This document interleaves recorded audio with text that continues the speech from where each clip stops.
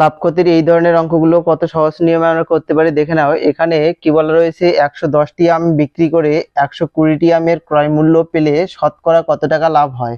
তাহলে এখানে কি দেওয়া রয়েছে, 110টি আমের কি বিক্রয় মূল্য, মানে এসপি সমান সমান 120টি আমের ক্রয় মূল্য, বা এখান থেকে তাহলে আমি এসপি বাই সিপি সমান সমান কি করতে পারি, 120 বাই 110, এই শূন্য যদি কেটে যায় তাহলে থাকছে পড়ে 12/11।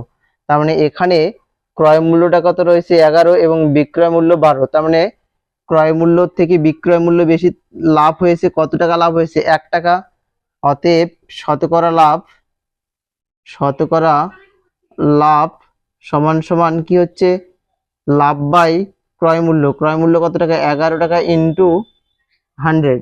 তাহলে 100/11, তার মানে 100/11 মানে কত, 9.1/11%। এর পরের অঙ্কে কি বলেছে, ক্রয় মূল্য ও বিক্রয় মূল্যের অনুপাত দিয়েছে 10:11। তাহলে শতকরা কত টাকা লাভ হয়।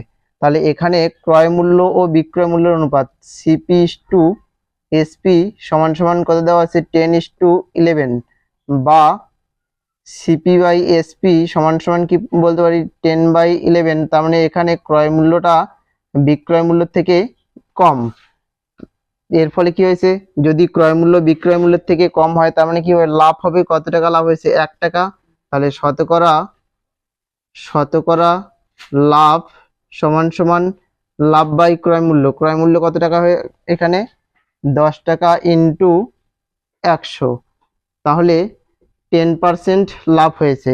এর পরের অঙ্কে কি বলেছে, 20% ছাড় দিয়ে বিক্রি করায় একটি জ্যামিতি বক্সের বিক্রয় মূল্য হয় 48 টাকা এবং এর ফলে জ্যামিতিটির ধার্য মূল্য কত টাকা। তাহলে এখানে যে জ্যামিতিটি রয়েছে তার মার্কেট প্রাইস কত টাকা, আর সেলিং প্রাইস এখানে বলেছে যে 20% ছাড়ে। তার মানে যদি মার্কেট প্রাইস 100 টাকা হয় তাহলে 20 টাকা সে কি ছাড় দেয়, তার মানে বিক্রি করেছে 80 টাকায়। এবার বিক্রয় মূল্য বলা আছে 48 টাকা।